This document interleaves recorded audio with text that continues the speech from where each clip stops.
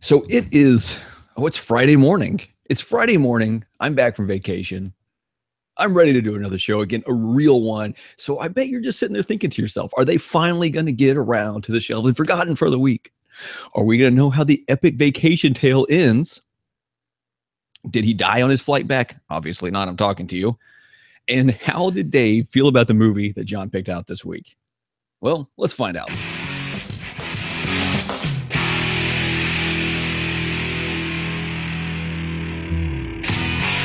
Welcome to Forget Being Cool, episode 18 for July 14th, 2017. My name is Dave Moore. Joining me is my main man, my man on the internet, Jonny.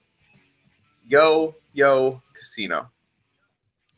So I love how when you say the date, like there's always a bit of hesitation. So it's not just that, but there's also always a question mark at the end of it.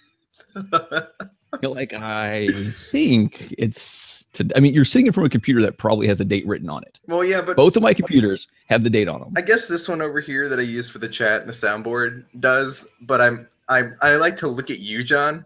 That's the problem. Who doesn't? And because this computer that we talk on is so old and so useless that I literally don't use it for anything else during the show. You're full screen on my 21-inch iMac when I look at you. I'm full screen on your 21-inch iMac. Yep. Mm-hmm. It's not meant to imply can anything. Can that be like an album cover, like an album title? Yeah. What's the band? Or a rap album? No rap album. No, it's not a rap album. It's more like a blues album. Are you saying I couldn't put out a rap album? No, I mean you can put out whatever you want, John. I will support you in whatever you decide to do. Yeah, except for it would not be successful. No, I'm not saying you would be successful, John. I'm not even saying that I would try to help make you successful. I'm just saying that I would support you in your endeavors. Oh, appreciate it, man. I'll tweet it. I'll tweet it out for you. That's what I'll do. So I'm trying to figure out where to start today. All right. Yeah, there's a lot. We got a lot of stuff, John. We got everything. We have the post music stuff, which is where we get into the stuff we've missed throughout the week and stuff like that, right? But then we also have the what's been going on the last few days stuff, and there's a lot of, and I don't know where to jump in at here. I'm thinking, would you like to hear how the rest of the vacation went? Is that a good place to start? Yes, John. Yes. Usually, you like to pick up from where you left off when you tell stories, John. That's usually how things work. And the last thing we did was you were in Jamaica. You had a horrible adventure getting there. Yes. Giant hanging boob out lady and the weird sticky child / snacks everywhere / not my tray, your tray. Got it. And yeah. By the way, I like what you named that episode. That was good. That was good. You said be creative. I was like, I'm not creative. And you said, whatever. Yeah, no, I liked it. That was a good one. Okay, so I have to remember, there's a couple things we have to talk about. One is I have to talk about Splatoon 2 before we go to the music. So do not let me forget. Okay. I have a gripe already. And something I have a major gripe. Can we just talk about Splatoon first? Because let's talk about Splatoon. We're a gaming podcast. Kinda. Used to be. We like to categorize. We like to put ourselves in that category on iTunes, but that's because the categories on iTunes are absolute garbage. Thanks, Apple. So if you guys want to fix something while you're fixing podcasts, fix that. We need a lot more categories. Number 2. John. Here's the problem with yours and my lives. We have complicated, weird schedules in which that we have to do things at certain times, like my Shelved and Forgotten, which for some reason I got to play at like noon yesterday, right? We're probably going to playing Splatoon probably mostly in the mornings on the days that we're not doing this show. But here's the wonderful, wonderful piece that came out of that direct that I kind of overlooked, and then I kind of got upset and thought about it more and got angry, right? Okay. The salmon run mode is not always happening. And potentially maybe the most exciting thing about that game to me was that mode, and now I just feel like I'm never going to play it ever. Yeah, I'm wondering Because I'm not going to play that mode unless I'm going in with like 3 people. Even if I'm going in with one other person, I'm still not really going to want to do that. Like actual friends. Like that's the thing. Like, and I want to do it with actual friends. So now if they're going to limit the time in which that mode is open, you are now significantly hindering that mode. Yeah. Well, and okay. So I heard on one of the shows, I am, by the way, a week behind on podcasts right now. I probably have over 24 hours of podcasts to listen to, right? Right. I have not finished the show I started Monday morning. Okay. That's what I would have done on the plane. I would have gotten through like 4 podcasts. Yeah. And so on the way out there, I was going to try to sleep, and I didn't want to sleep through the podcasts, so I didn't put them on. Had I known how things would have gone, I would have been listening to podcasts the whole time. On the way back, spoiler alert, Amy and I sat next to each other. Right. And so we were watching Netflix because I had downloaded some shows from Netflix. Okay. And so we were watching a show together the whole flight back. Well, so fun. Yeah, no, that part was nice. Yeah, that sounds way better. So anyway, Splatoon 2. But what I was going to say though is that some show I listened to after that direct happened was talking about how maybe there's a reason they did that. Like they don't want people just going in and playing only that and like beefing up or something, like beefing up themselves faster than other people. I don't remember the exact context they were using, but it seemed like that if that theory was true, was semi-reasonable. Right? Okay. Now, that might have nothing to do with it. Who knows? I don't know. I know. The only theory that I've heard that kind of makes sense is they don't want to limit the matchmaking over time. Like if you boot up the original Splatoon right now, sometimes the matchmaking takes a really long time. If they were to water that down with modes or like different modes, 2 years from now the matchmaking could be really terrible on Splatoon 2.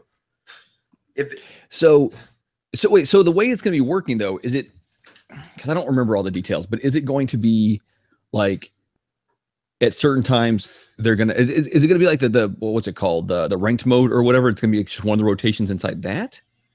No, there's like a whole separate building that's for Salmon Run designed for just this extra mode, and it's going to be open and hiring at certain times. Looks like every other day. Looks like, and it's for 24 hours, maybe. So it's well, but if there's 24 hours every other day, then you and I will find time to do it. Yeah, no, I mean eventually we will. But what'll be really lame though, John, is if we boot it up like that first week, and you and I don't get to be on a rotation of those days. So then we end up not being able to play it for a whole week, and the only thing we end up doing is playing Turf War because I know that it's going to take you time to get to level 10. Yeah. Well, so my plan at this point is, because it comes out on Friday, so it comes out a week from today, right? Yeah. I'm off that day, but it's not going to get here till, I don't know, mid-afternoon or whatever, because it's coming from Amazon. No. We'll play Saturday morning. Yeah, I'm off that weekend, so I'll be playing, and Ryan is going to want to be on that nonstop. Yeah. So we'll play that weekend, and then that week is when I work my day shift, so I'm not going to have time to play until the next Friday. So I'll play the weekend, and I won't play again until the next weekend. So we'll figure it out. Right, but by then I will be certainly level 10 and be playing ranked battles. Yeah, well, I mean, but I'll also bring it in bed with me, and that's why I love this so much, right? Yeah. Is that I can take it to bed with me, even when I'm working day shift, take it to bed with me, hang out with the wife, we can be talking, and I can just be shooting things, right? And you can grind in bed the way that you grind in bed. Can we get someone to cut that audio out? You can grind in bed, and John, the best thing is it's kind of like Mario Kart, which I still wait, you can grind in bed, and that's not the best thing? No, I mean, it's kind of like Mario Kart, where for some reason Mario Kart didn't feel the same. I'm worried, though, that this is going to feel too much like the same game again, like Mario Kart did, where I just won't feel the urge to grind. But if I can, oh my God. There's pills that'll help you get the urge to grind. Yeah, I don't need those yet. Not yet. I'm only 25, John.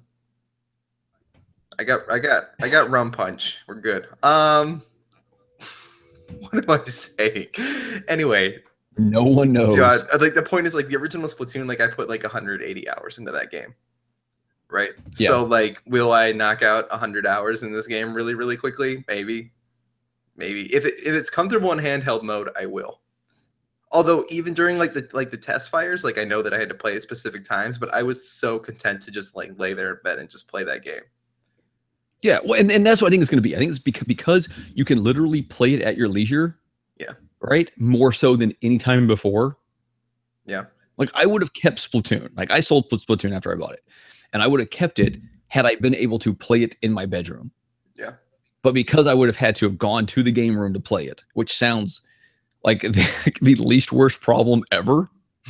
First world problems. But because of that, like I just didn't play it much. No, right? I think, and because you couldn't play it with just the if I could have also just played it with just the big controller, but you couldn't do that. You had to play on the TV. I mean, I had days, John, where I sat down with Splatoon, and the map rotation changed twice while I was playing it, which means I played. That's every 2 hours, right? No, it used to be every 4 hours. It's 2 hours now, which is good. Oh, Jesus Christ! So that means I was playing for like at least 7 hours, like straight, and like it didn't feel like it.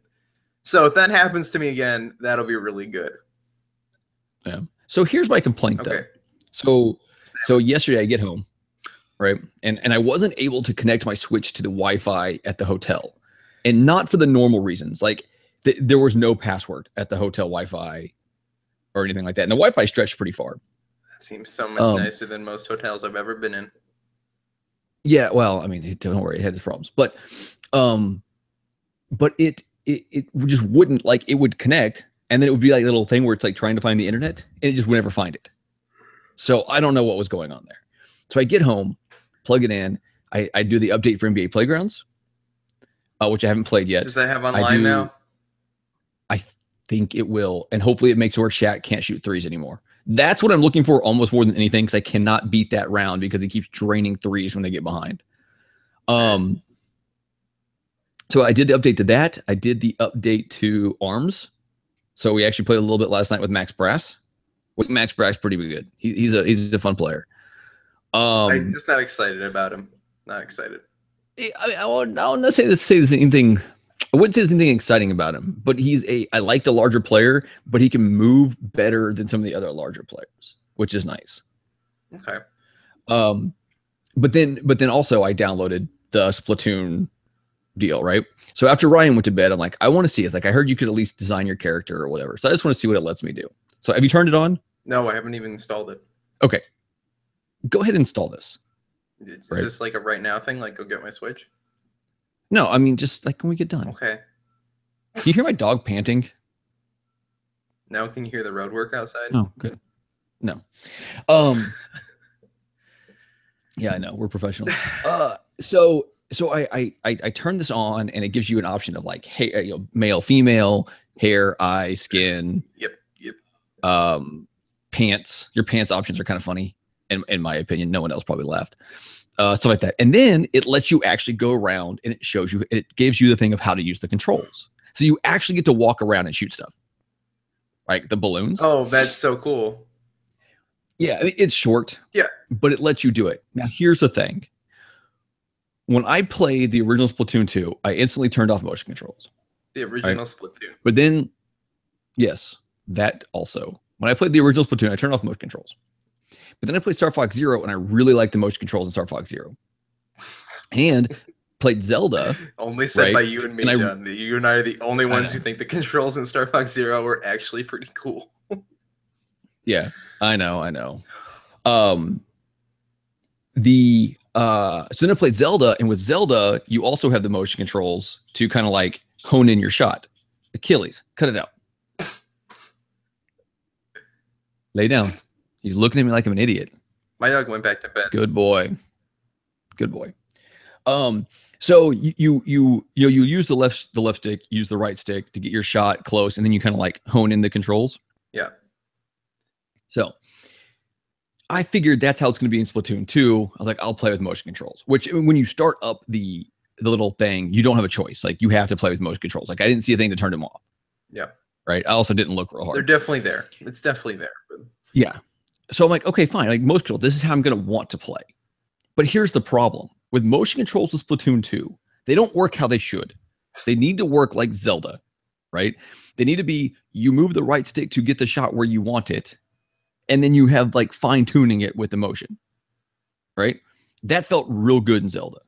In Splatoon 2, you use the stick to move right and left. You cannot go up and down with the right stick. You have to use the motion to go up and down. And you can go right and left. I liked it in Zelda. I like the original Splatoon. I like Star Fox Zero. I like the motion controls in all three of those games. And I don't understand this complaint at all. Have you played it though? Like, is it the same way it was in Splatoon? Like the Splatoon where it felt to go up and down. When I played the test fire, felt exactly like Splatoon. The only thing that's different is the jump button felt weird, and holding a Pro controller versus a gamepad felt a little bit weird for a second. But the motion controls felt the same. But why is it that to look up and down you have to use the motion controls? Why can you not? Like it feels like the motion controls are very loose, like they're just flying all over the place, right? Whereas with Zelda, it's a slower thing, so it's like with Zelda, it's fine tuning. Yeah, so right, you line your shot up with the stick and you fine tune it with the motion, which is good. But this is like almost straight motion control. Yeah, because it just doesn't feel good. It's got to be faster and quicker. You got to be way more on your toes. You're gonna get splatted if you don't. If you're not ready to shoot somebody right away. It's not like Zelda where you can fine tune your arrows and like wait to hit something. Like Zelda is a much slower paced combat system compared to Splatoon. Yeah, but why can't you go push up on the right stick and have it go up? Considering I paid $20 for the Zelda DLC and it came out the exact same day as the Crash Insane trilogy, so I haven't even probably installed the update for Zelda. I'm gonna boot up Zelda and I'm going to play it and see what you're talking about, because I don't think it's that different. Oh, it's very different. Well, I like the motion controls in Splatoon. So if you don't like them, that's fine, John. Turn them off and we'll all cream you. Because we're going to... Oh, I don't think that's what's going to make We're going to be way faster than you are. You say we, like you're part of some elite group. Yep. You know, neither one of us are ever part of an elite group. We are the cream. But no, and I'm going to try it. Like, I'm going to give it a try and see if I can get used to it. But I will never, ever like the fact that you cannot push up on the right stick and have it look up. Like, that your only option to go up is with the motion controls. It is. I guarantee I sat there trying everything in a thing where I could just stand still and do whatever I wanted to. Why is tilting the controller up make you upset? Because I want to be able to control it like a shooter and also have the motion controls to do stuff like that. Turn the motion controls off, Johnny. Stop complaining then. I hate you.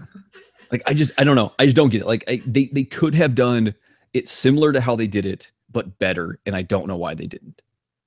Like, I don't know why. Because it's a different team playing a different kind of game. It's not exactly the same game, John. It's more reactionary, way faster. You need to use those motion controls to fine tune your shots. That's what it's about. But that's the problem is it swings so wildly. Because you're swinging wildly because you're thinking about Zelda and the madness precision shooting arrow nonsense. You need to control yourself and not move it as much. I don't know, man. We'll see. We'll see once. Like I said, I will give it a try. I will try to play as much as I can with motion controls and see if I can get used to it. Okay. But did you play with a roller first? No, all I've been able to do is you walk around with one of the little guns. Okay.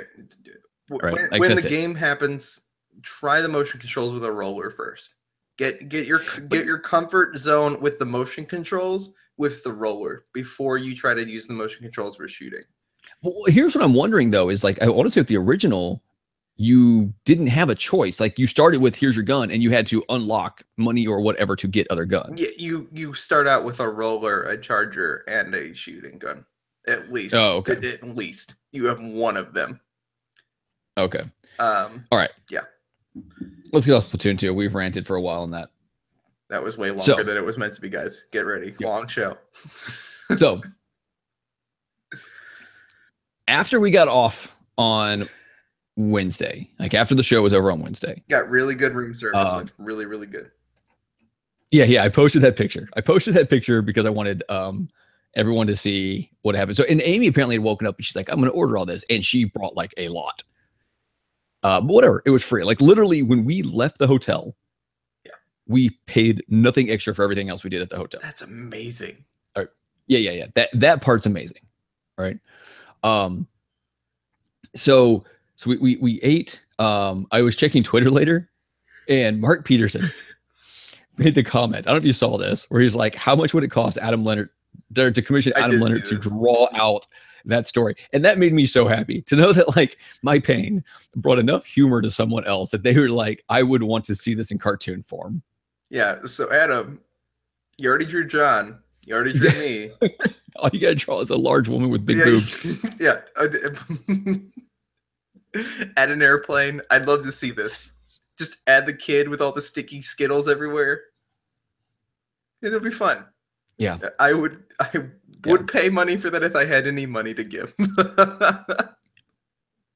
Okay. So we had set up to go on this excursion, right? To go to waterfalls.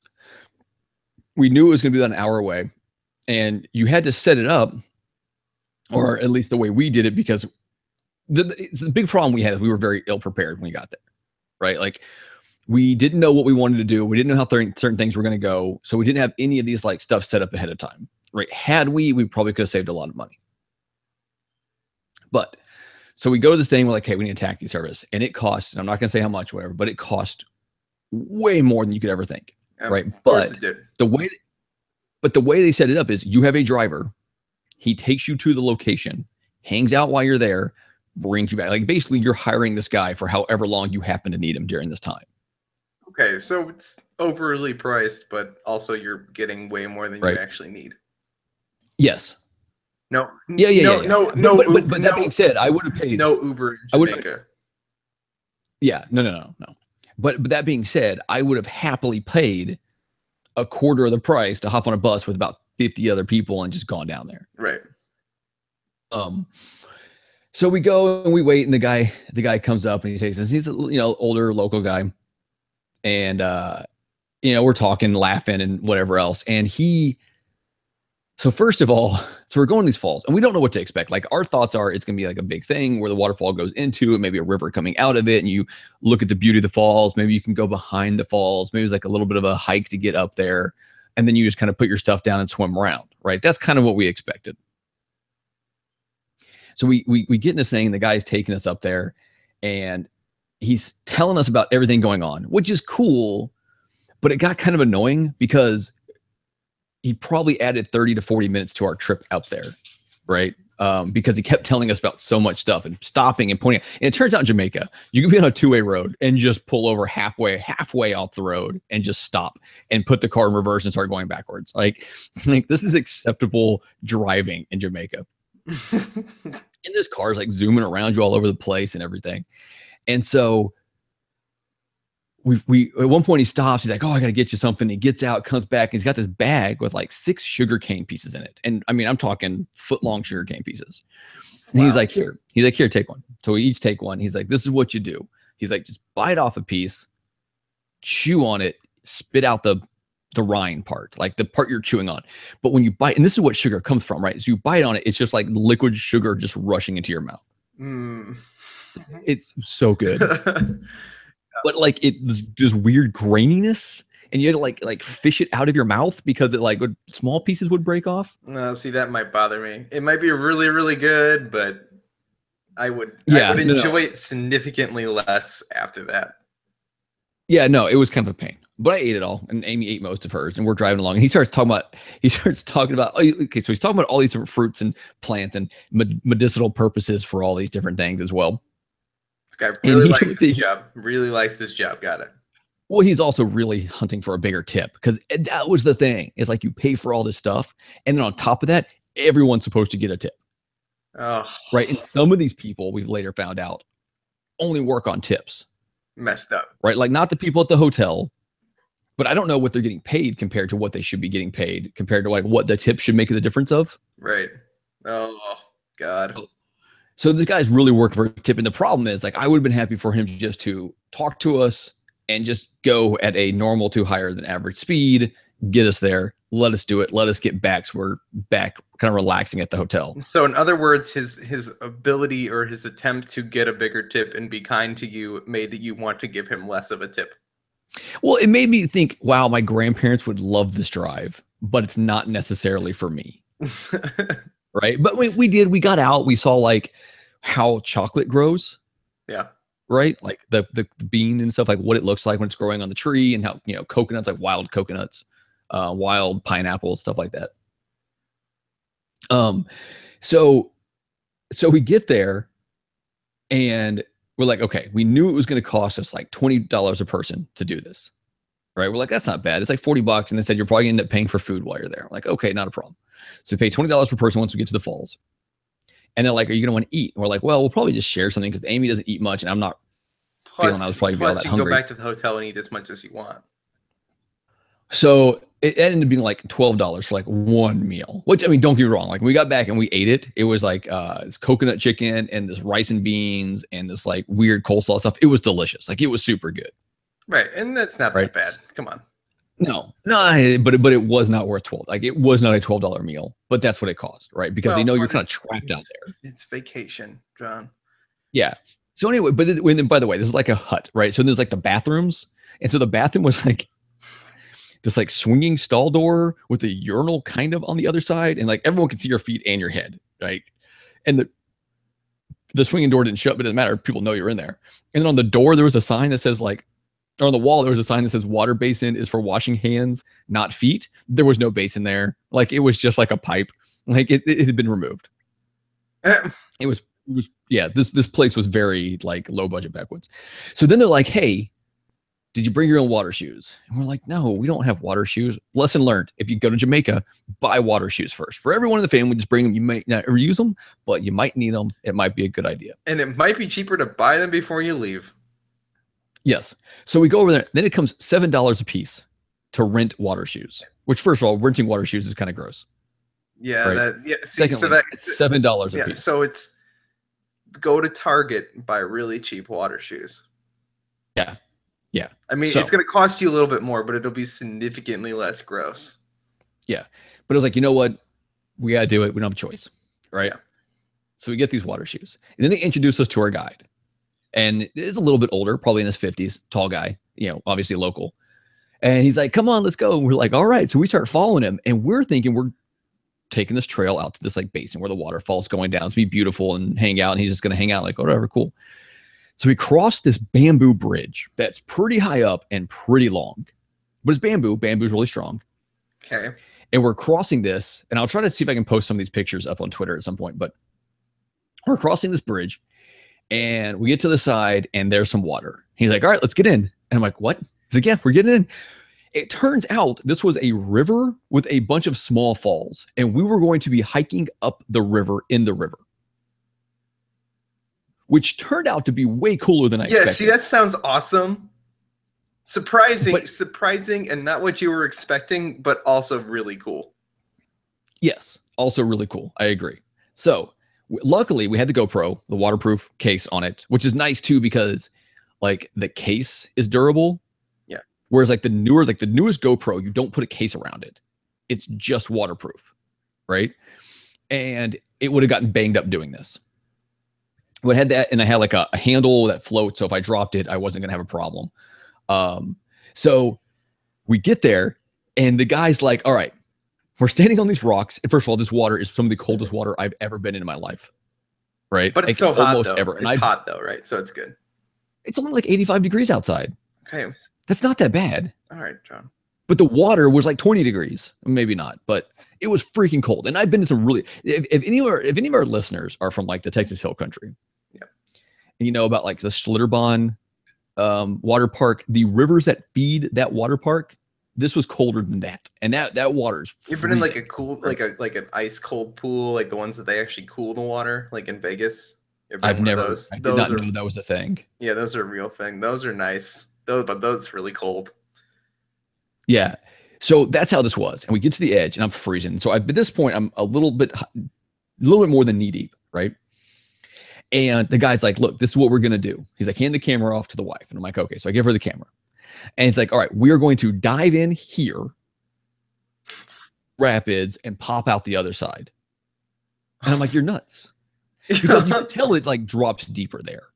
But I don't know how deep, right? But you can tell like the rocks drop off. And the rapids were not like what you're picturing from like big rapid rides and stuff like that. It was enough so it was on the surface and it would push against you. Like swimming against it would be difficult, but going under it's easy. And I'm like, you're kidding. He's like, no. He's like, this is what we're gonna do. And I'm like, okay.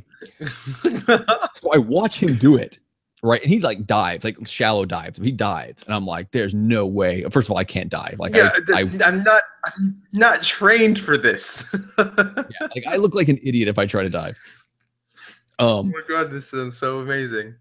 But then I kind of like jump in, and I mean it's instant. Holy crap, this is cold, right?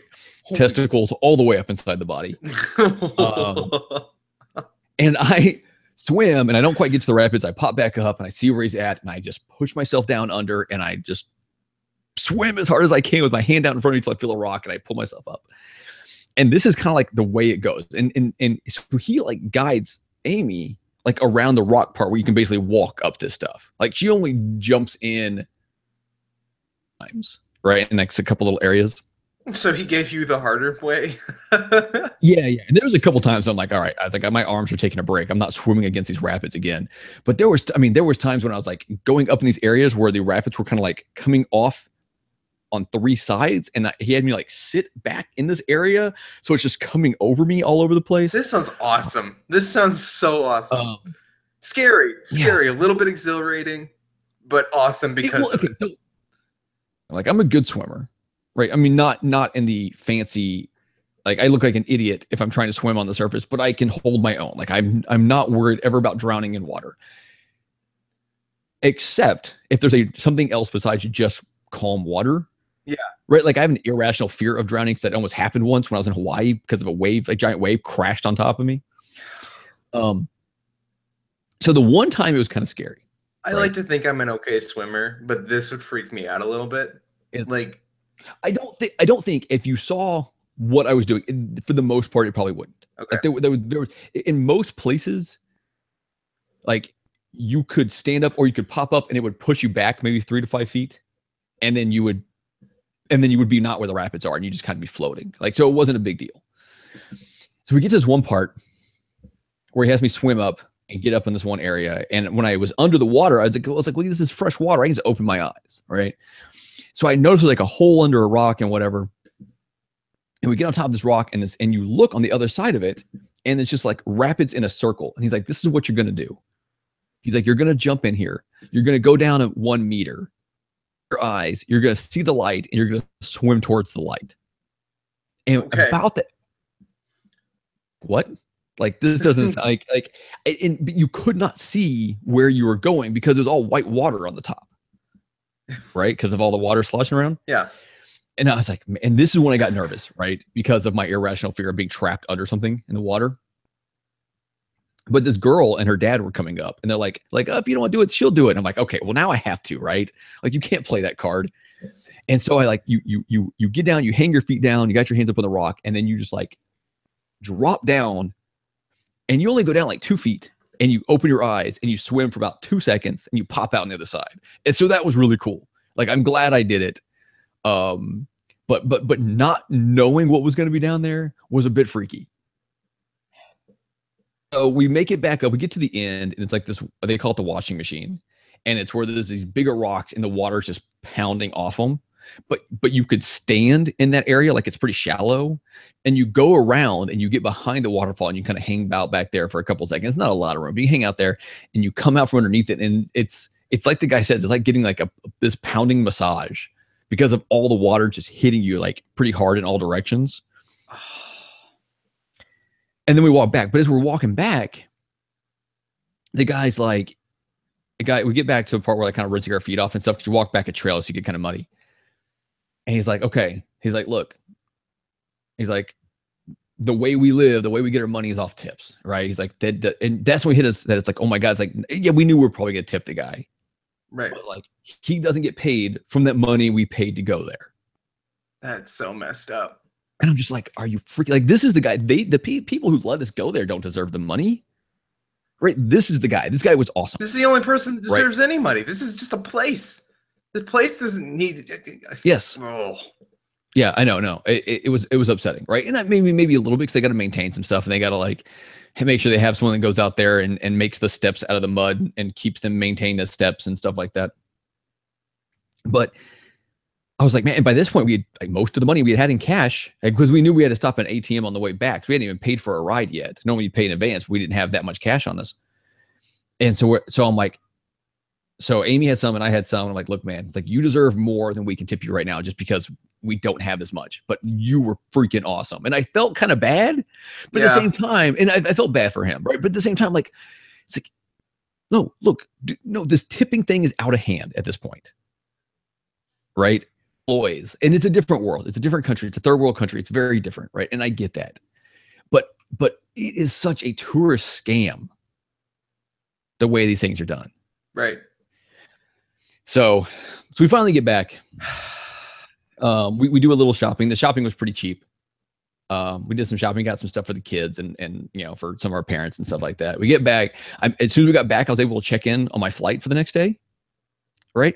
So 10 minutes after the earliest point at which I could have checked in on my flight, 69 people had checked in before me. Oh my God. Minutes. So we were basically number 70 and 71. Oh man, that's crazy. Now the upside to this is we were able to not be the last people on the plane. Yeah, no, we were pretty far back, and getting back through customs and whatever it wasn't painful, but it just kind of took a while. So I told you they messed up our room. Yeah. Now that screwed us in ways I wouldn't have imagined because we weren't able to just sit back and relax for one full day while we were there because the one day that would have been our, like, I would have preferred to have done the excursion the first day, fully relax the second day, but because we're dealing with the room stuff, we couldn't even fully relax that day. We were constantly having to go back and check on stuff. Yeah. But they did give us what was supposed to be a 25-minute each couple massage. So we did that the next morning, the morning before we left. Well, someone screwed up and ended up being like a 50-minute each couple massage. So we got this insane massage out of it, which, I mean, that was sounds good. Awesome. Who cares? It was good. It was good. But I would have rather them not have screwed up and not wasted and us have had that day to relax and not wasted an hour too. Right. Yeah. Well, that's the thing too, is like I'm in paradise. Like, I mean, yes, the massage and then the spa at the hotel was freaking fancy, crazy. Right. Did they work on tips too, John? Were you supposed to tip them? We did tip them because they were really good and because we didn't pay anything for the massage. Well, right. I mean, it felt okay to tip them, but yes. Yeah. It felt fine tipping them. And we didn't, I mean, we tipped them okay, I guess. And I don't know. Here's the crazy thing. Like, is the money conversion there is insane. Yeah. Like, I want to say like one of their dollars is worth like a third of a cent or something like that for us. So the important part here, John, is if I plan myself a trip to Jamaica, right? Just me. I'm just going to go. It's going to be just me. Can I just sit on the beach and drink rum punch and like no one just leave me alone? Like, yes, yeah, like you can totally get away with that. Like, not have I could have gone, not have to tip a bunch and figure out conversion rates. Like, just sit there and just no. The conversion rates don't matter. You're tipping in American money, and the ATMs in a lot of places will do dual currency. Okay, right. So you can pull out American money. Yeah, no, you could do that. Like we could have gone and spent zero money if we wanted to. Now you're gonna want to tip certain people at least a little bits, right? Like the bellman. You might tip for drinks if you want to. I was going from different bar to different bar there. I just could wherever I happened to be at that moment, so I wasn't like tipping them much, right? Because I wasn't getting multiple things from them. And they'll bring you drinks out to the beach. Like you'll be sitting out there and someone will walk by and you'll say, "Hey, can you bring me this?" And they will. Oh, that's what I want so bad. But I was able because the pool bar opens at 10 and we weren't leaving till 10:20. I was able to get my one last rum punch. I could have actually gotten 2 rum punches to finish it off, right? But I didn't. I just got the one.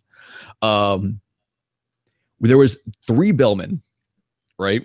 There was this guy named Kalmar who, when we left, he actually, because he wasn't working the day we left, he left us his contact information at the front desk. Awesome. Are you frozen, Dave? No, I'm not frozen. Okay. You roboted for a second, but we're good. Okay. So he left us like all his contact information and everything, like at the front desk. This dude was hilarious and he was awesome.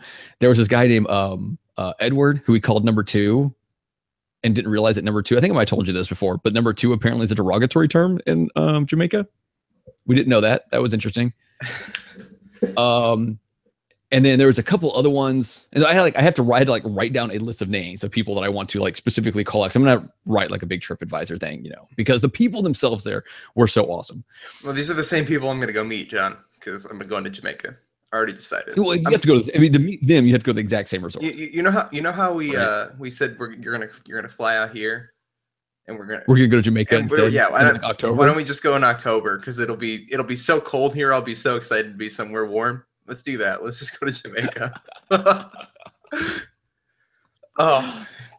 So we could do the show from the beach, John. We don't actually need the internet to do the show there. Well, we wouldn't need electricity. We got batteries. I mean, I can hook that up. That's actually not as hard as that sounds. We could figure it out. All right. So here's something else interesting though. Okay. I don't know about you. Yeah. My body runs on somewhat of a schedule. Yeah, so does mine, kind of. I get up, and now that we're doing this show, I kind of get up like at 7, no matter what. Right. And when I say my body, I mean my podcast rating time. All right. Your bowel movement. Of course. Do you want to join the bowel movement? All you have to do is we all hold hands, and no, that's not how it works. So going to Jamaica, being on a flight, doing these things where like you're restricted to what you can do when because you're in transit really messed with my body. That and eating a bunch of stuff, I guess, like different stuff that I'm used to, like a lot of more fruits and whatever. Yeah. It's a lot different to eat. I'd probably eat mostly fruit there because it would be the thing that I would be like less nervous compared to everything else of. Oh, dude, the food was so good. I believe you. I'm just a picky eater. I'm just a weird picky eater. Yeah, I would force you. By me, I mean whoever you're with, because let's be honest, you and I are not going to Jamaica in October. But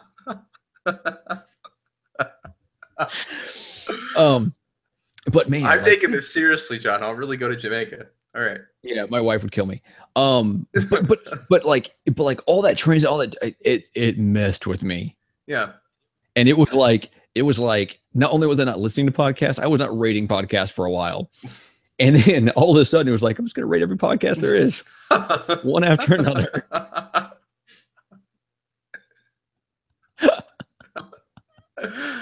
All right.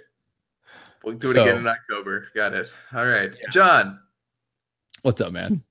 I don't know. We've been going here for a while. We feel like we haven't even covered anything else we needed to cover yet. So what else we got to cover today? I don't know. Do we have music, John? So, okay. So here's what's really cool about this music. Here's what's really cool. So someone had suggested this one. I wish I could remember who. I'm sorry if I can't remember who. But so I went to contact them. And when I contacted them, it turns out Jeremy Good had also contacted them and someone else for me. I got to remember who the other one is when I set up the music for next week.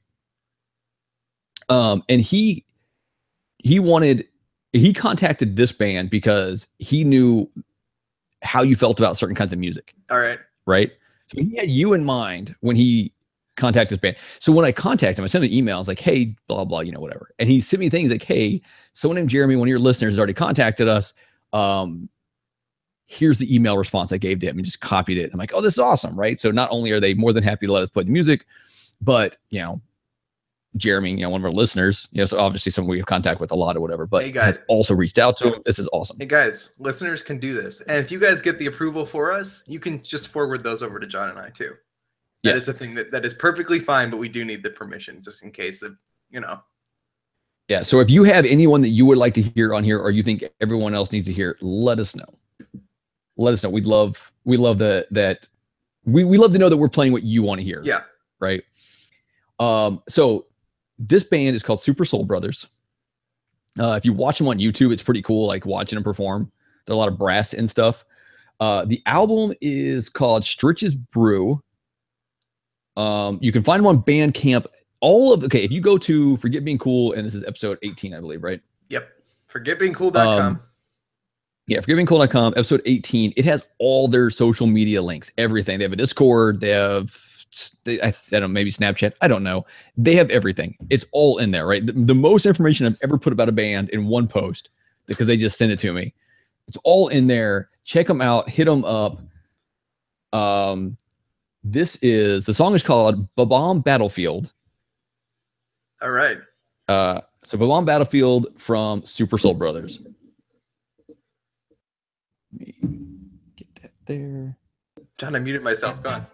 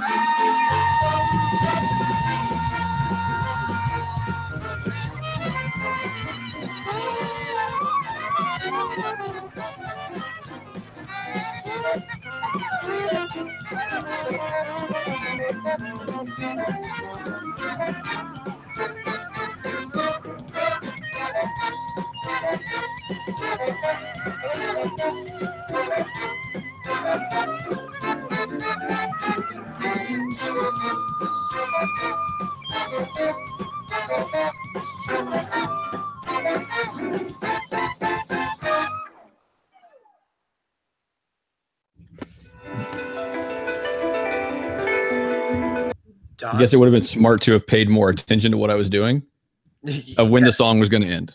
That was, to our listeners, you guys know what I like better than John. I don't play the songs because I think it's what you're going to like. You just play the songs that you like, John. I see how it is. You're being selfish. I get it. It's all I right. mean, you all right, no? John? Yes. No?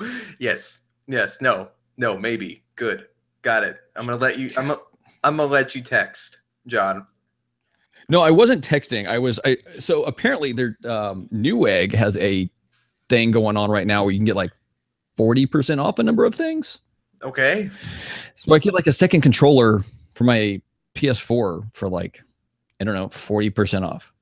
That's not bad. Did you get anything on Prime Day? Speaking of sales, there was a couple things I looked at.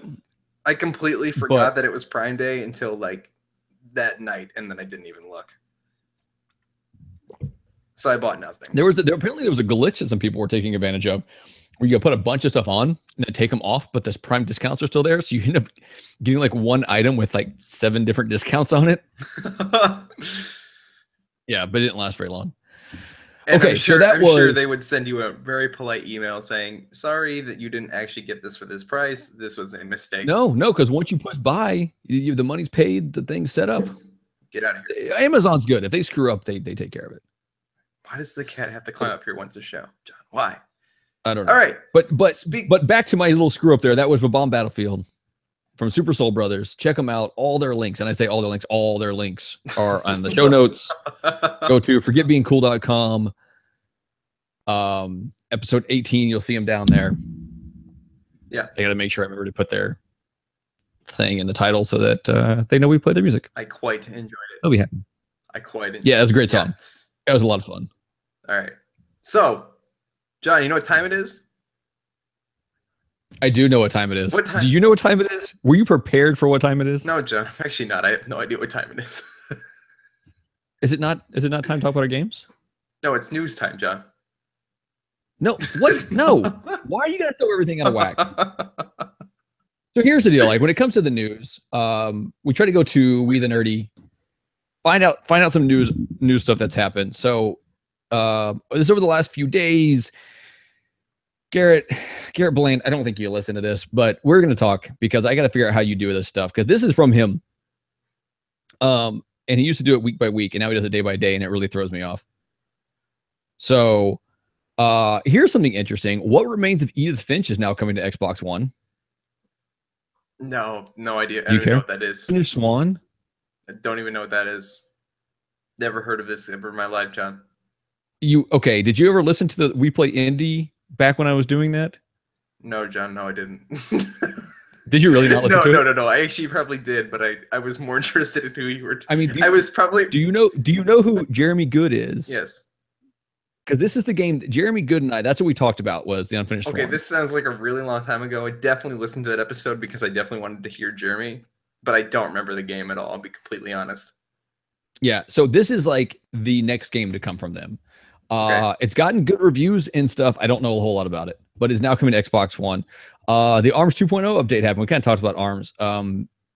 There's some new things you can do. It's got some new like stats and stuff that you can look at. Which I don't really care about because my stats will probably be terrible. But Max Brass is a playable character, and he's actually quite fun. They added a new mode, headlock mode, too.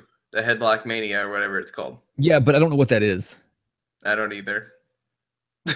I just know it's the new Mario Kart. The new Mario Kart VR thing. It's got a video for that. I saw someone posted a picture of like the setup for that. Oh man, that would be amazing.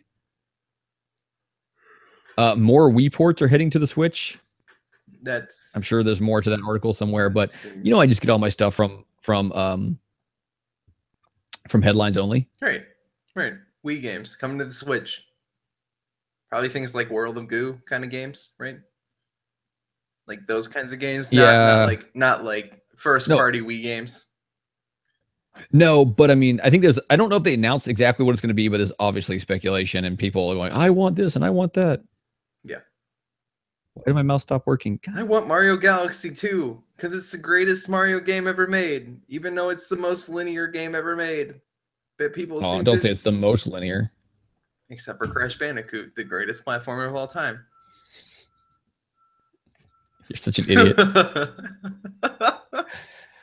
Crackdown 3. Nope, no one cares. Early prototype of Spyro for Xbox never completed. Okay. Splatoon 2 single player impressions. Okay, now we talked for a second last night.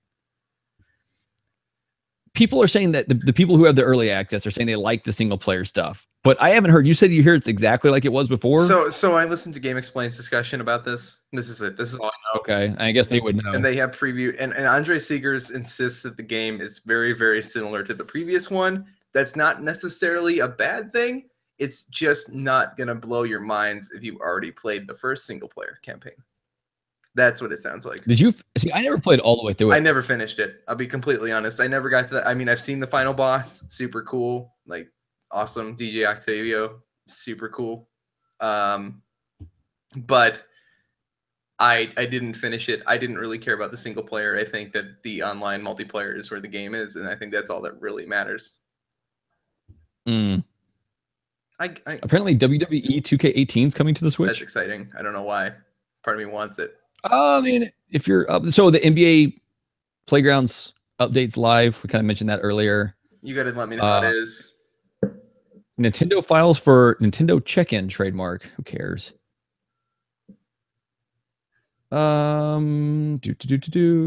Wild West online official gameplay. What is that? Warframe. Nope. Right. Yeah, Jump strives to be Netflix for games while still benefiting indie game devs. Okay. Great. Why are we doing the news? I don't even understand why I'm doing the news right now.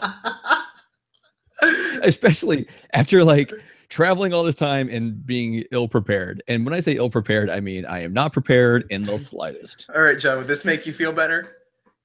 Always. Hold on, stalling. I'm pressing the wrong buttons. Oh, jeez. I gave you like 3 hours to prepare this. Well, you know what, John? Calm it down. I don't. Will this make you feel better? That now that I'm prepared? Yes. Yes, really? Okay, good. Shelves are full, and what's on them often forgotten. Sad games and some other media silently cry out to be played again and given the attention that they deserve. This is why John and Dave get together each week. They force each other to take one of these sad games off the shelf, dust it off, and give it some love. Their discussions of games and other game-related topics will surely go off the deep end, but they always pay homage to those that are shelved and forgotten.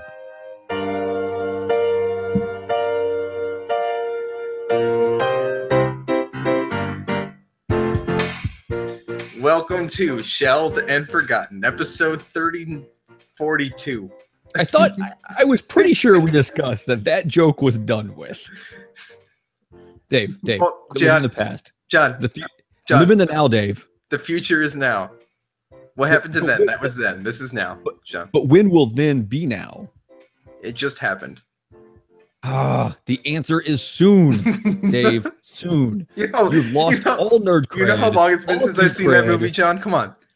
This is Shelved and Forgotten, where we play old video games, not remember old movies. Okay. Despite this, but no, we actually discussed when we started making Shelved and Forgotten. One of the things we discussed was it could be anything old. And I broke the rules multiple times during that show. Yes, because you're just a wild man. I'm the wild card, John. That's what makes me special. Yeah, Dave, wild card, more. Hey, Sean showed up just in time for this segment. Sean's favorite segment. Oh, and he's going to want to hear this too because of what I played. I played a cool game though, John. Well, tell me about it, Dave. So I booted up my PS2 this week. I've done that before. Yeah, it's pretty cool. It makes like this wolf sound, and like the weird patterns on the screen like are based on how much memory you have in your memory card. You know that, John? Fun I fact. did not know that, but is yours like super loud like mine is? Yeah. Oh yeah. Yeah. Okay. So, anyway, so I took one of the games out of my massive box of garage sale goodness. Oh, that's right. You have like an endless supply now. But PS2 games, yeah. Yeah. So because it's Spider-Man week, because I'm obsessed with Spider-Man, and clearly I have a Spider-Man problem, what came in that pile was the Spider-Man 1 video game for the movie. Now, the Spider-Man 2 is the one that people rant and rave about how great it is, right? And this is one that I remember being fun, but also like having flaws. Okay. Okay. No, Floss? Number one, the game looks Sean wrote, Dave has a massive box.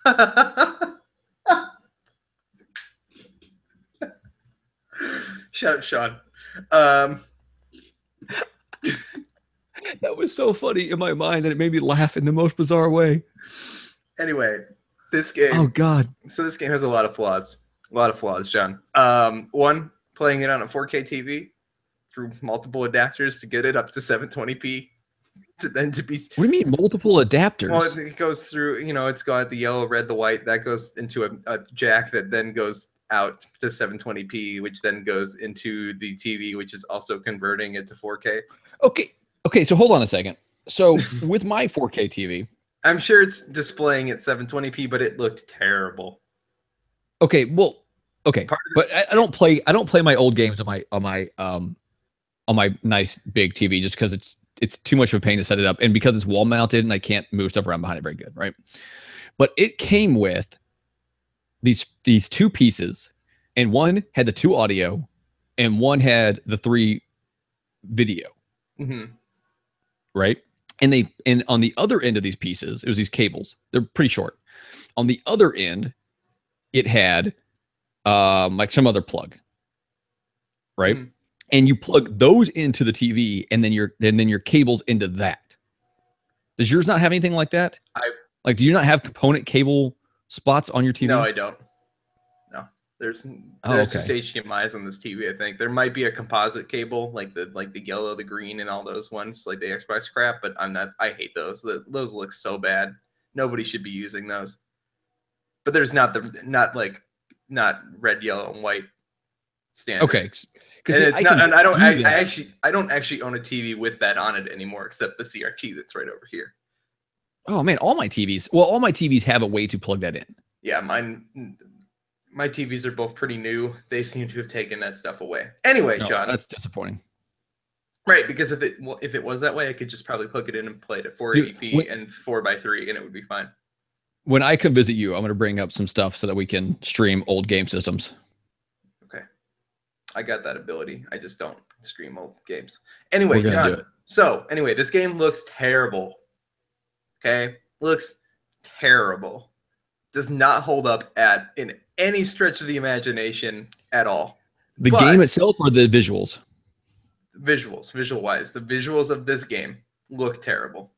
Okay. This is basically, to me, looks like they attempted to say, here's basically prototype for what would be a Spider-Man game, which became Spider-Man 2 at some point, right? But here's we got to push this game out this year. They're going to put in another movie in 2 years. This is going to be the first game. This is going to be weird, right? Also, oh God, where did Dave go? Where did Dave go?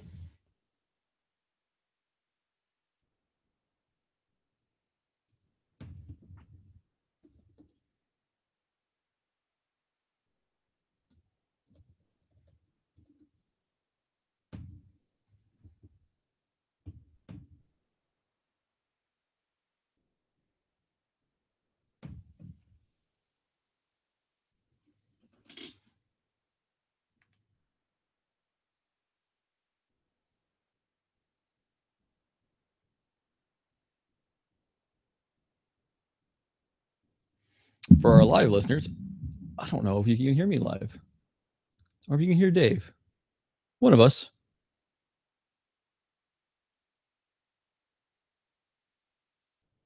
Okay, so it's not me that's frozen, Sean. I paused the recording. So for anyone who's actually going to hear this later, I'm cutting out this little bit in the middle where Dave has disappeared. But now I don't know what's going on. And now Dave is gone.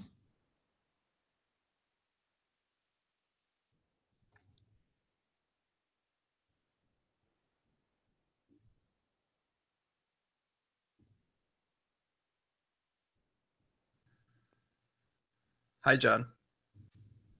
Hey, you're back. Hi, John. Can you hear me again? Okay, hold on. I gotta hit. I'm gonna bring us back in. Okay. Okay. I don't know where I got. All right. After that little snafu, we're back. Dave went blank. Apparently, Okay. apparently Sean wanted me just to dance for him or something. I don't know. He just says, "You're good. Entertain me." I could magic mic it, I guess. And where did I get cut off?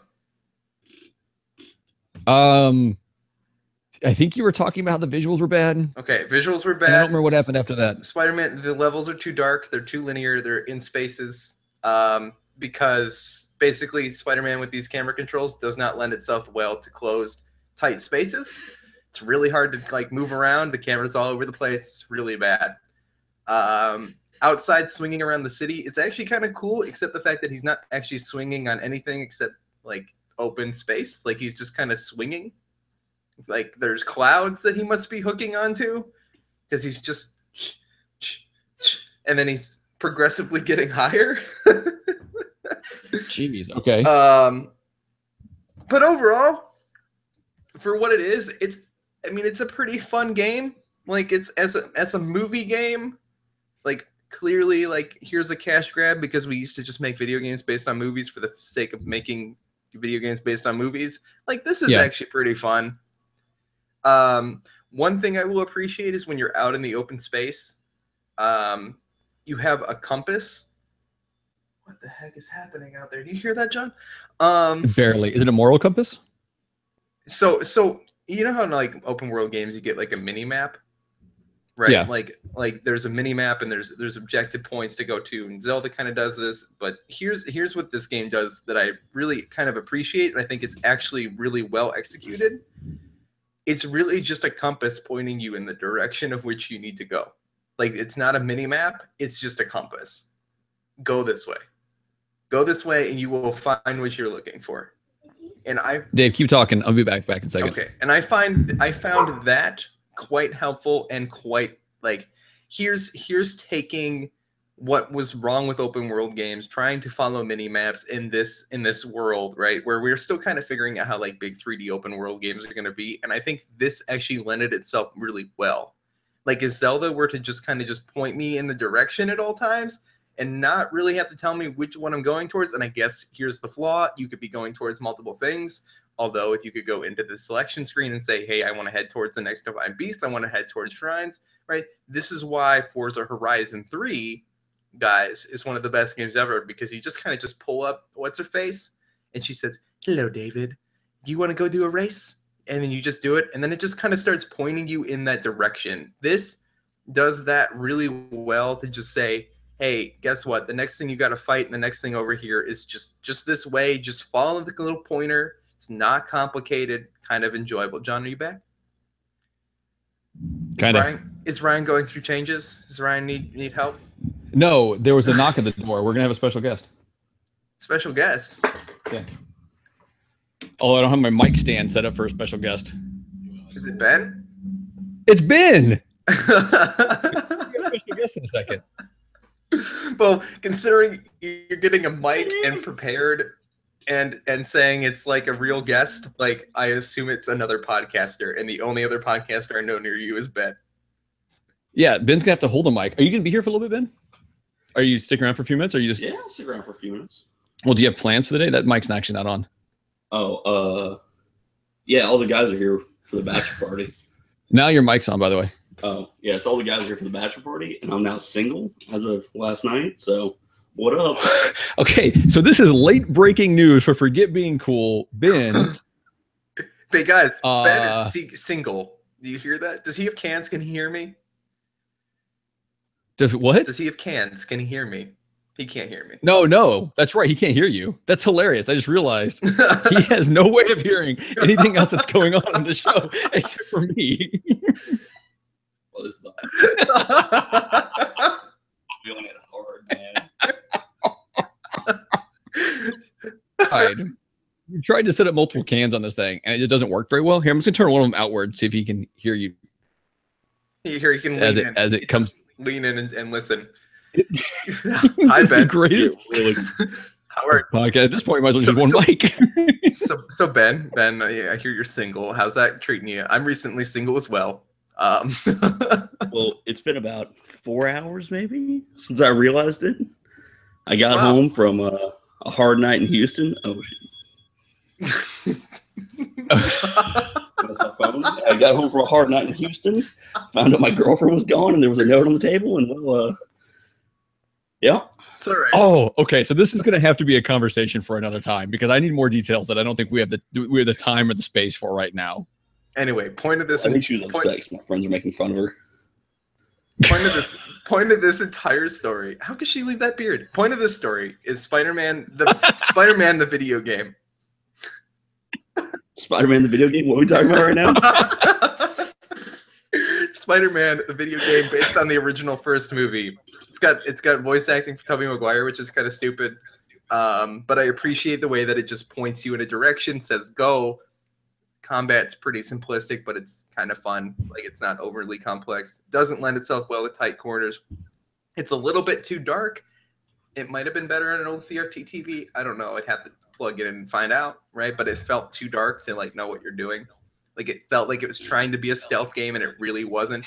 But I enjoyed it. I'm having a fun time with it. I would say if you like Spider-Man 2, which you are also looking through with nostalgia, it's not quite the same game that you remember. It's good, but it's not nearly as good as you remember.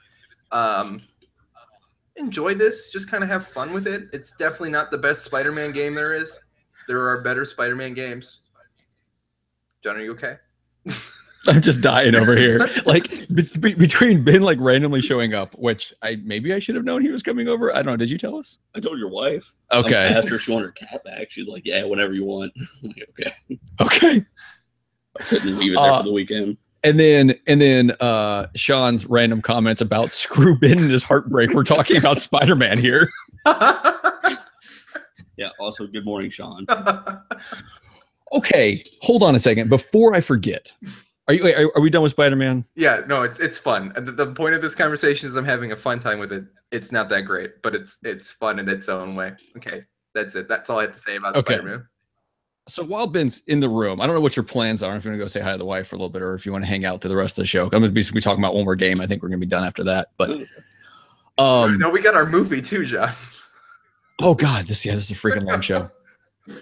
Ben's actually seen this movie, funny enough, in his uncomfortable, like awkward standing position with no headphones on. Started, Ben. Dave and I were talking because I don't remember how it came up, but while I was in my hotel, we ended up watching Troy for a little while. We were getting ready. It was on TV, the movie Troy. And he's like, what's that? And I'm like, it's about the Trojan War. And he goes, what's that? Oh, man. And I'm like, Dave, have you ever heard of the Iliad? The Iliad. Yeah. And he's like, no. And I'm like, you haven't even heard of it? No. I'm like, what about the Odyssey? I hadn't heard of the Odyssey. And his answer was, Mario Odyssey? No. No. Man, these are pretty basic references, man. Yeah. Like, did you go to school? Yeah.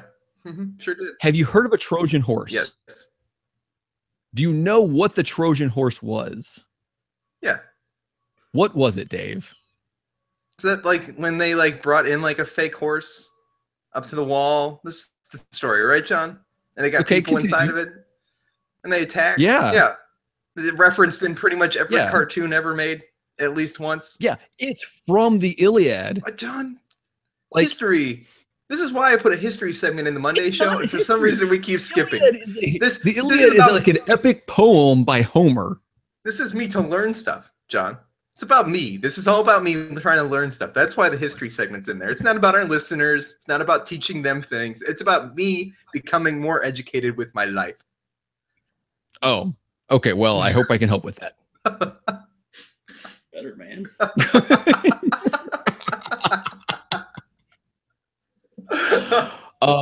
Go to Jamaica, you come back wearing a necklace. Oh, What dude, the hell is that? I always wear these things. Do you? Well, I've been wearing a different one that's like longer, but then I have my other leather one that's nice and tight. I like the tighter ones. Oh. Wait, John's wearing leather? I mean, yeah. John, did you play a game? No, this one? Yeah, I did. Okay, so Ben, feel free to hang out and stick around if you want. Feel free to go down and see the wife for a while if you want. Steal a cup of coffee if you want. Go steal a cup of coffee. Thanks, dude. All right, man. Also, good morning to you too, Dave. Thanks, Ben. Thanks, You are Ben. very red, man. it's the way the camera is. It's also really hot up here. I'm getting kind of sweaty, which is making me a little bit shinier. And I can't open that window more. It'll be dramatically horrible. Oh, that was unexpected. That's how this show is unexpected. meant to be. I love this. Your Butler and mine, Ben Butler. Everybody. Yeah. Oh, I just realized this is funny. When Ben, and I didn't think about this when I was doing it. So anyone who listens to the audio version of this will have heard Ben all those times. But if you're listening to the video, if you're watching the video one, you're not going to catch him for a lot of it. Yeah. They can hear him. Well, you'll catch him over my mic, but it won't catch him over the mic that I gave him because I forgot to turn it on so that it sends it to the video. It sounded fine. I only have it where it's sending it to the audio. Okay. So for my game, I played Cave Story Plus. Now that's a brand new game that just came out, but it is I don't know, the upgraded version or whatever from the original Cave Story, which is a Wii game. I think as I stated when I first started playing it, I put it on easy, which I'm glad I did. Although I plan to go back and play it through on a like normal level next. Like I will replay this game. Yeah. It's I don't necessarily want to say it's a Metroidvania, but it is definitely one of those things where you can only go to certain areas at certain times.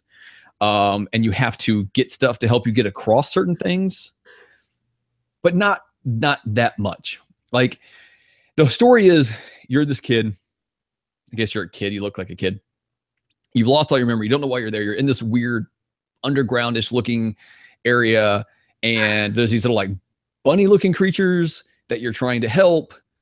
And there's a doctor and there are people trying to take it down. And you're basically just trying to go through and you have to fight this one mini boss over and over again. You have to fight like little creatures and stuff. You get these different guns. And as you use your gun, and you kill people, they spit out these like little triangle-shaped things that kind of add points to that gun. So like your original gun just shoots this little like ping, ping, ping, ping, you know, it's like a little puny little gun, right? And then as you get more of these things, you can build up past level 1, it's a little bit stronger, and 2 and 3, and then it gets maxed out. But as you take damage, whatever gun you're using will actually go down. Like its value, its performance will go down, and you have to build it back up. And you can do this for all the different guns.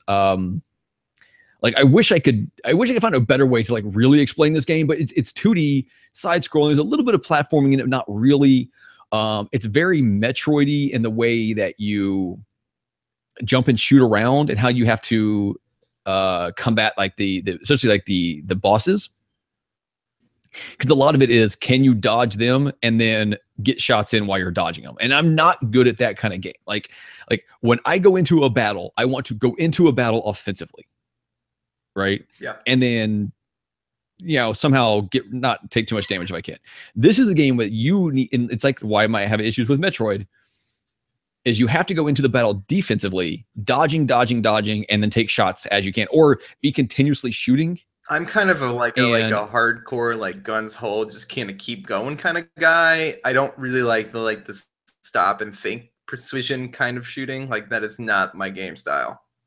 So yeah, and that's what this is. And that's like I said, when I was playing Super Metroid, that's one of my issues with it is it's not like my game style is not keep dodging. And you can just hold down the fire button and it keeps firing and you'll get your shots here and there. But you have to like hit the guys at certain times. Like, you know, one guy will have his mouth open. You have to wait till his mouth opens and you have to shoot inside there and stuff like that. This is how I imagine you're supposed to play Mega Man, but I can't figure out Mega Man for the life of me, right?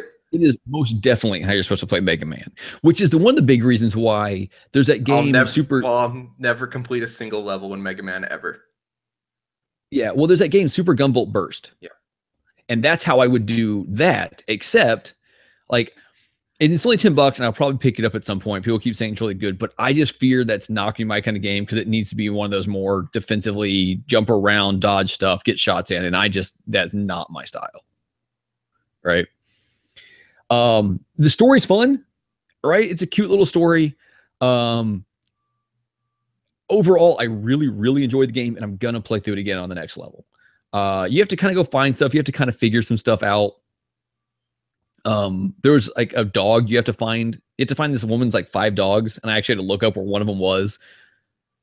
But for the most part, to look anything up, at the very end, you have to fight 3 boss battles in a row, and there's no save point in between them, and there's no like regain health thing in between them. Now, every boss you fight, there's usually like smaller enemies involved, and you shoot them, and sometimes they'll give you hearts, and sometimes they'll give you more missiles. Right? So you kind of replenish by killing off the little guys, but you have to be continuously dodging the big guy, which is where I fall short. So it actually took me a while to beat the last 3 guys, even on the easy mode. But I did, and the ending's kind of cool, and you get to watch everything. And soundtrack's great. It came with like the little CD, which I think I can actually rip on my computer here. It has a little holder for a little CD. Fun. I can't go. I mean, I guess I could go into further detail, but I don't really know how. It was fun. Everyone should play it. I think it's definitely worth playing. You were able 100%. To do it on easy, which means just because you guys out there, Sean, right? Gary Gray playing on normal. Gary Gray plays on super hard. These people who are good at video games, those ones who claim to be good at video games, who I know aren't that good. You know who you are. Like I always say that with so intention, like there is somebody, but there's not a single person I could think of. No, but seriously, those people who default to playing on normal and think that this game is too hard. No, John can do it on easy. I could probably get halfway through it on easy. Let's just put it that way. No, you could. When playing on easy, the only time it got to the point where I was like, am I going to be able to do this? Was the last bit where you're fighting the last 3 boss type battles. Outside of that, it always felt. I mean, I said there were times when I died and had to start over or whatever else. And there are definitely some like things you have to jump over and you hit them and they will instantly kill you. Right. But outside of that, the thing that was the most, I don't say annoying, but took the most time was just trying to figure out where to go every once in a while. Like just not realizing the answer was simple and right in front of my face type deal. Okay, sounds fun. So I'll give it a shot. Maybe. Not really. Definitely not going to buy this game. No, maybe I'll bring it up and let you borrow. I mean, actually, what I need to do is while Ben's here, I'm gonna let him borrow it.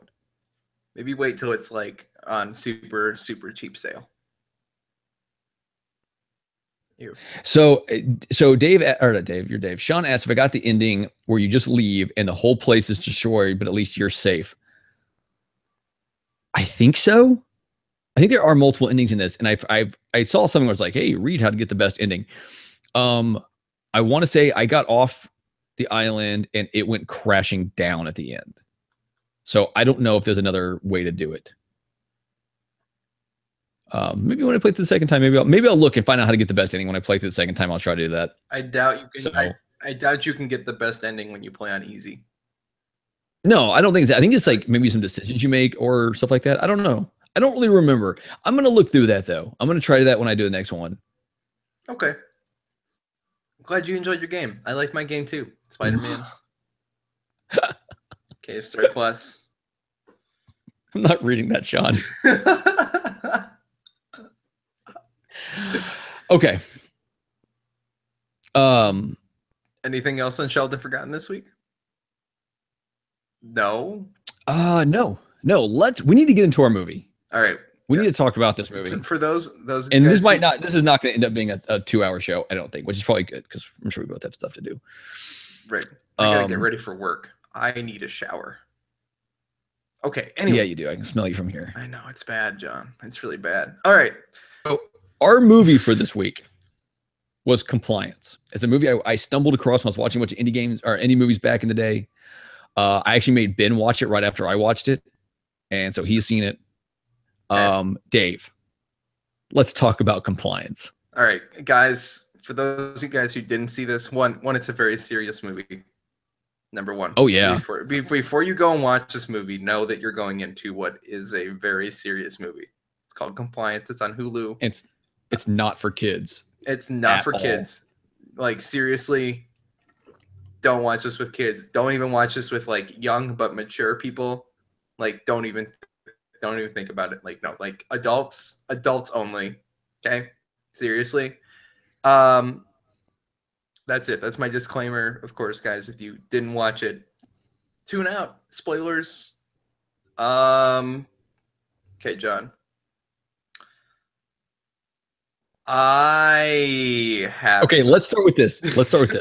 All right. Thumbs up or thumbs down for the movie itself? Thumbs up for the movie itself. Okay, that's where I want to start. Okay. So I enjoyed the movie. Now, right. Let me give it just a brief overview. Okay. Of what the movie is, and so this is based on a true. For those who decided to stay tuned in.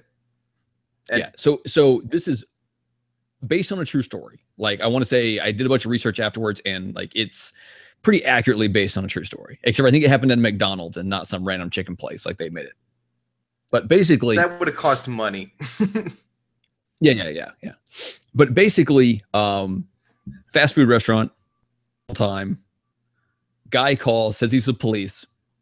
Semi describes one of the employees. The manager is like, "Oh yes, I this such and such." He's like, "Oh yeah, that's who it is." Says that she has supposedly stolen money from somebody. From some lady. Yeah, stolen from a lady who came into the counter. Yeah. Gets her called to the back. It twists into where they were looking deeper into her and her family, and her brother basically has them detain her. Tries to find the money via strip searches. And like terrible stuff ensues for this poor girl. And the whole time they just say they're the police, and they're convincing her that it'd be easier if she just goes along with this, and convincing the managers that it'd be easier for her if they do this, because then they don't have to take her down to the police station potentially. Right. Super screwed up. Now, John, I worked in a convenience store. I worked in a convenience store for almost over 2 years. Okay. And they would run these scams, and this isn't quite exactly the same thing. But you would get phone calls from who they would claim to be corporate, right? They would have all this information about your store, about your regional managers, all this stuff, including your boss, right? And they would claim that maybe in the example in which I got this call, right? They said that they weren't sending credit card information. They weren't receiving credit card information, and they needed me to do all these things on the registers. They would know the system really well, right? And what they're trying to do is get you to load a prepaid credit card, like one of like the Visa prepaid credit cards, and then they would steal the money from that, essentially, getting you to basically do it. And they would run those scams constantly. Two of my actual favorite coworkers got fired because they fell for it. Oh, right? Wow. Because it was serious, because they'd put notices in the back office, and you were supposed to read them and say they're doing this thing. This is a thing that's happening, and you need to not be an idiot, right? I'm not an idiot. I can pay attention. I have reasonable abilities to comprehend that these are not real corporate people. If corporate will not never call me, ever. I will call corporate. Sure. Right? But they can get all this information about your store, who your boss is, all this stuff, and it is amazingly convincing until they try to convince you to load and sell out a credit card. That they're obviously clearly not paying for it. You know how your drawer works. You know that you would end up being short. You're not an idiot, right? Yeah. That they run you through all this stuff. They convince you that that you are doing the right thing. They're very good at talking this way in which they will get information out of you, right? And then use it kind of against you. Like that guy didn't know anything about her brother, right? Like all he had to say, John, was don't you have a sibling who has problems with the law, right? And he was just like, do you have a family member? And oh yeah, like, oh, you mean my brother? Yeah, the brother. Right. Same way that all he had to do was call the store and say a blonde girl up front, and the manager says Becky, right? Yeah. I like his response, like, oh yeah. We had it down here as Rebecca. Yeah. Like, are you kidding me? Right. Oh my God. So it's completely messed up the way that they can do this, but this is a whole nother level of weird. And this guy's running these calls on like prepaid phone cards. Oh yeah. Yeah. Oh God, John, so messed up. Okay, so before we get into the guy and what they just discover about the guy, basically what this guy was trying to get them to do was to do obscene things with this random employee, right? So they had her get strip searched, and they had her like, bend over, make sure she's not hiding the money in certain places. And at one point, the manager needed to go back out to the front because they were shorthanded now and whatever else. And he's like, hey, is there a male that can keep an eye on her? Right. And so it brings in this other employee who's a friend of hers. And that guy gets told that he needs to take her apron away and have her do these things. And he's like, no, this is messed up. And he's like, I won't do it. And he walks out. Yeah. Right. And he tells him, this is messed up. This is not right. Right. But the manager gets her fiance to go in there, like calls him, says, hey, can you do this? And the guy convinces him that this is the right thing to do. He's also a little bit intoxicated. Let's be fair. Right. Yeah, he was. Right. But basically what the guy on the phone is saying is, hey, talking to her, like, hey, look, it's uncomfortable for him. You need to help out. Just do it. Let's get it over with. And then maybe do something nice for him afterwards. Right. So if I remember correctly, because I was kind of in and out when I was watching this, I was rewatching this a few days ago. So he has her take off the apron, bend over and like spread them. Right. Right. And then I want to say she went down on him. Like, didn't she do that or something like that? Not exactly, but wasn't it something? I mean, it was something. Yeah, something. I don't know how clear they made it, which is fine. Yeah. So, but then after that happens, it really starts hitting him that whatever's going on was bad. Yeah. And it shows him go outside and be like, I'm done with this, whatever. And he goes outside and he makes a phone call and he's like, I've done something bad. Yeah. Right. So he knows. And that's the thing too, is like, this guy knows that whether the police is. He ended up doing the right thing in the end, despite it being wrong that he did the right. Like, here's the weird thing about society and the way that we look at authority, right? If you believe that this guy that's claiming to be Officer Daniels, right? If you actually believe that, right? And he's convinced you that he's actual authority and he's actually the police. They run these tests, right, where they put somebody in a uniform, right, and tell you to shock people. You've seen these experiments, right, John? Right. Oh. Basically, they get somebody, they bring you in, and they tell you that you need to shock this person because I'm in charge and I'm the boss, right? Okay. You can be convinced by authority to do pretty much anything because we are, as a society and as a culture, we are bound to obey authority, right? Okay. And I was raised that when a cop tells you to do something, you do it, right? Yes. Because number one, they got a gun, right? Yeah. Yes, in the U.S. Yeah. Number two, you don't really want to cause any more problems for yourself, right? Yeah. So if in this scenario you believe that this is a real cop, John, are you distracted? I feel like I'm listening. You're distracted. No. I am 100% listening to you. If you believe that this is the real police, right? Okay. It is easier to convince you that this is what you need to do than it would be if this was just some random call. Right. This person on the other line, Yeah. this person, Officer Daniels, the guy claiming to be this guy, had amazing persuasive skills into the scariest way, convincing these people that what they were doing was the right thing to do. Yeah. So after these bad things happen, yeah, right, to this poor girl, for some reason, I don't remember what it was, the manager calls the corporate guy that supposedly was on the other line with the police officer the whole time. Right. And the guy's like, "You're the first person I've talked to. I've been sick. What are you talking about?" Right. And that's when it hits him that something bad has happened. And the guy hangs up. The guy realizes it. I forgot what exactly he said, but the guy doing all this realizes it, hangs up. They're able to track him down. Yeah. Because of where he bought the phone cards and some other stuff. I don't remember exactly how they were, but it dealt with the fact that he was doing this with phone cards.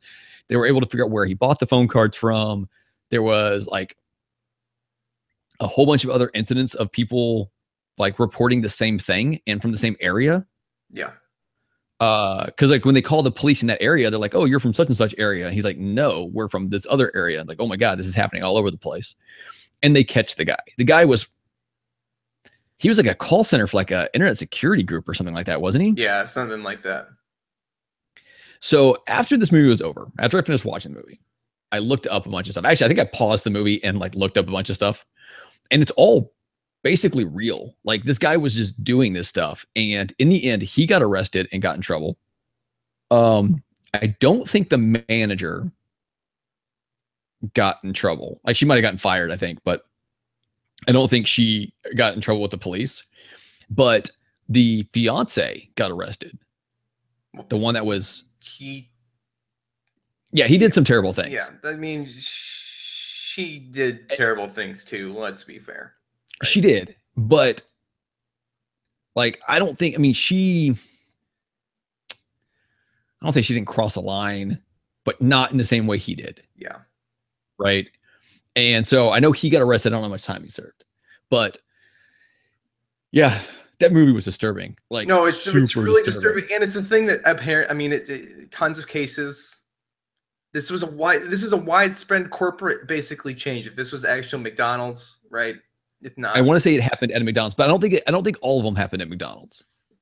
Right, but so they get this ability to do it over. Why is my mom calling? Oh, she's calling me too.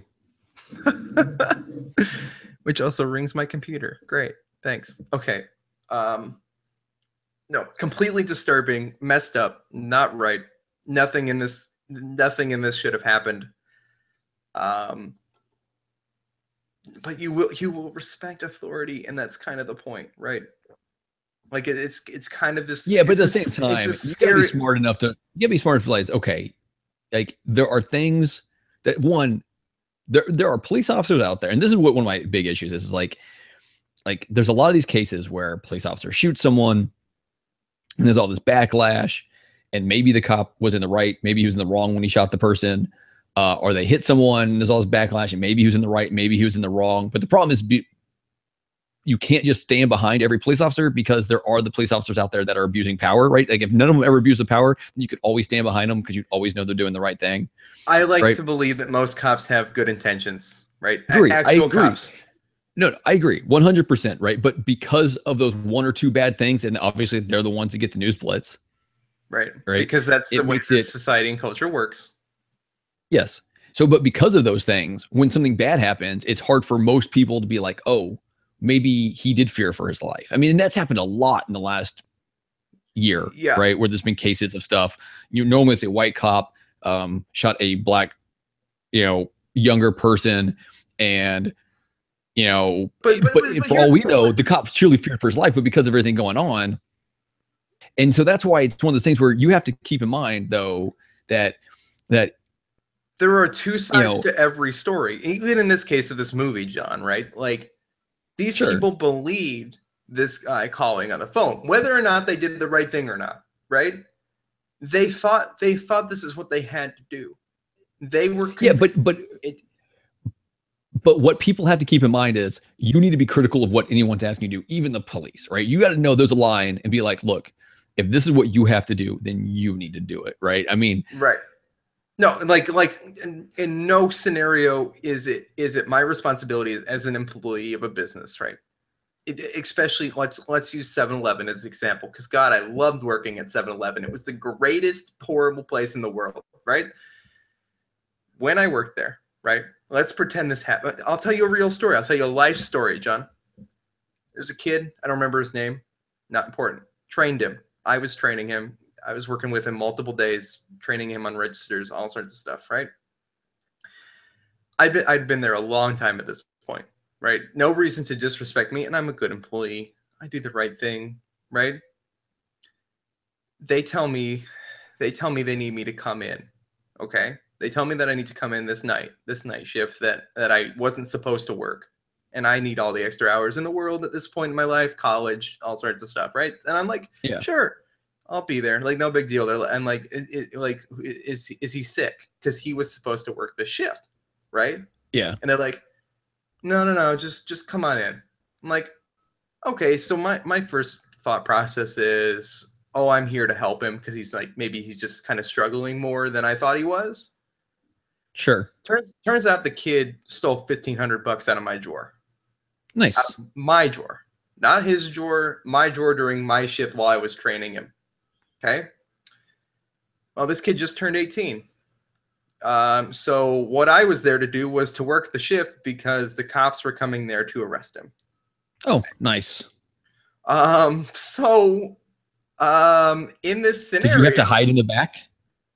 I had to come in the back, and the entire, basically the corporate manager and my boss were in the back when I got there at 10 o'clock at night. That's not normal. No.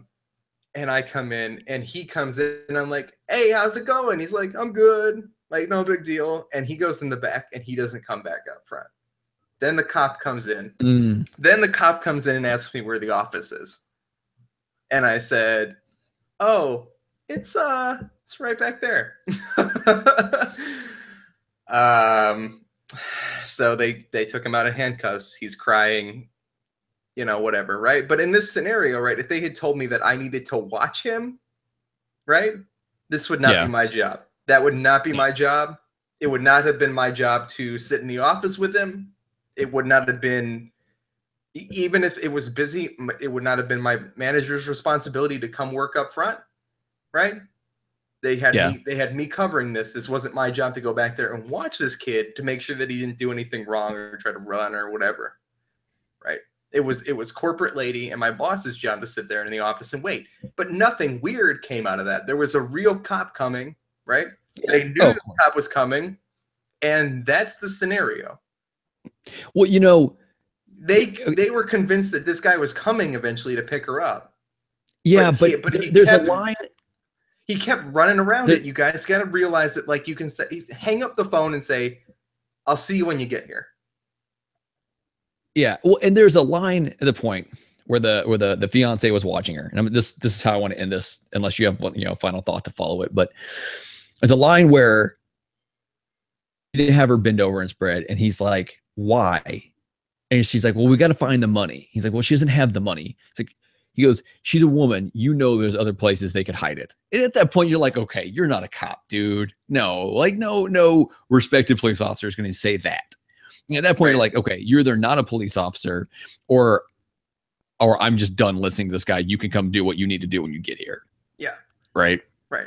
And especially when they specifically ask a male, and they're like, "Oh, is such and such, is she out of the room now? Okay, now have her do this." Anyway. No, it's completely messed up. Disturb you. I'm glad I could disturb you. No, it's completely disturbing, John. I'm gonna make this confession. I forgot to pick a movie, so I'll pick one for Monday. That's what I was doing when you asked me if I was distracted. I was looking through and trying to see if there's a movie I could quickly pick. I'll have one. Would you like me to? If you've got one, it's got to be more positive. It's got to be a little bit more positive, guys. The lesson. Oh, it's got to be more positive. The lesson, not necessarily. The lesson of this, guys, if you're listening to this, is question things right? Don't be afraid to question a little bit. When I got pulled over by the police, I'll tell this last story. I get pulled over by the police in the middle of the night. I was walking home. It's probably 1, 2 in the morning, right? Not a good time to be walking home, but I was doing it anyway. Because guess what? Sometimes, John, you gotta get home, okay? And sometimes it's pretty late at night. I'm walking down the street, no big deal. 3 cop cars, zoom, circle around me, right? Like, that's a little freaky. Sure. They pull up, and I start kind of walking towards the guy as he gets out of the car, and he's like, "Stop right there." And I'm like, "Okay, you got it. I'll stop exactly where I'm at," right? I'm listening to the radio coming out of the cop car, and they're basically describing exactly what I'm wearing and exactly what I look like. Okay. So I match whatever description that these people on the radio are looking for, and the guy says, "I think we found him," right? And I didn't do anything. I'm a good person, right? I'm just pretty damn generic. Okay. And so he's like, "What you been doing tonight?" I go, "I'm just walking home from my girlfriend's house." Like, no big deal, right? He's like, "Where do you live?" Tell him where you live, right? He goes, "Well, we have a situation in where we think you did something." I'm like, "Well, I mean, what do you think I did?" And he's like, "Well, we can't really tell you that," right? That's a little bit weird, right? Yeah. And I said, "Well, okay. I mean, I don't know what you want me to tell you. Like, I'm just walking home, right?" And the guy says, "Well, here's the deal. Because you match this description and whatever this is, we need you to get in the car and we need you to go downtown and answer some questions." And I said, because I've been raised to listen to cops, right? Right. I mean, I don't feel like I really have a choice at this point. These are real cops. There's 3 cop cars and there's a 4th one down the street coming down, heading towards me, right? Yeah. This is the weirdest part of this story, though, John, is that the minute that I said, "Okay, sure, that's fine," right? He's not handcuffing me, you know. I'm like, sure, let's go ahead. This is 1 in the morning. The last thing I want to do is go downtown to the police station and try to answer questions about something I didn't do. But at the same time, it's the right thing. So I hear the radios going, "Oh, he's volunteering." So whatever I did, whatever they think I did, I wouldn't be volunteering to get in that car. And I start walking towards the car to get in, like, no big deal. And he's like, "No, you're good." I'm like, "You sure? Like, I don't know what you think I did. I didn't do anything." But you're sure that this is good. He's like, "Yeah, no, you're good." This kind of pissed me off, though. I'll be honest. Yeah. So I walk home, right? This is like a mile walk home. There's 2 cop cars sitting outside my house waiting to make sure I got there. Right? Couldn't you just drove me home? So this is what I would have done in your situation. I mean, what option did I have? But I mean, what I would have done is I would have first asked officers, "Am I under arrest?" And if they say yes, then they're going to arrest you, read your rights, whatever. And at that point, you do as they say. Yeah. Say no. Be like, "Look, I've been working all night. I need to get my sleep. Why don't you give me a ride to my house? Whichever one of y'all. We'll sit on my couch. I'll answer any questions you want. That way, when you realize I'm not who you're looking for, I can go right to sleep." You know, right. I don't know if that would have worked, but that's probably the route I would have gone. Yeah. Okay. Remember, I'm going to my parents' house. This is a very long time ago. Yeah. Okay. Anyway, we got 2 movie options for us. Okay. Have you seen the movie Everything Must Go? Will Ferrell. No. Have you seen I've the heard movie? of it. Have you seen the movie Butter? No. It's got Jennifer Garner, Ty Burrell, Olivia Wilde. Will Ferrell, despite probably being a serious movie, because it's an indie movie, might be more fun though. No, these are both indie movies. They're both indie movies, and they're both lighthearted. Okay.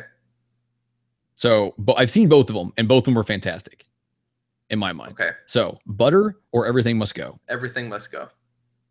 Okay, so this week's movie is going to be Everything Must Go. It's Will Ferrell. It's on Netflix under the independent movie thing. It's absolutely fantastic. Oh, I can even download it and have it just without the internet. So I'm gonna do that later. Watch, everything must go. Dave, let's get us out of here. I'm stalling, John. Keep stalling. No, I'm not gonna keep stalling for you. What is this? Frank notices Henry sitting alone on a beach and starts a conversation that continues for days. In between Frank's tryst with a seductive killer. John, I don't know what you're saying. That's a whole different movie that I read the thing for, by the way. Anyway, guys, we're gonna watch that movie with Will Ferrell. Everything Must Go. Everything Must Go on Netflix. Of course, guys, this is Forget Being Cool.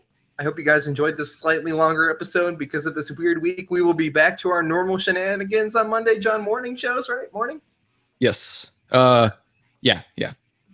Morning shows next week, Monday, Wednesday, Friday, as usual at 8:30 a.m. Eastern Standard Daylight Time on the Dayspace YouTube channel. Of course, you guys can get the show as a podcast on iTunes, Google Play. For all our links, all the stuff that matters, hit up forgetbeingcool.com, powered by the Dayspace Podcast Network. My name is Dave Moore. That's Johnny Casino, and we'll see you guys on Monday morning. Have a good one. Yay. Bye, guys.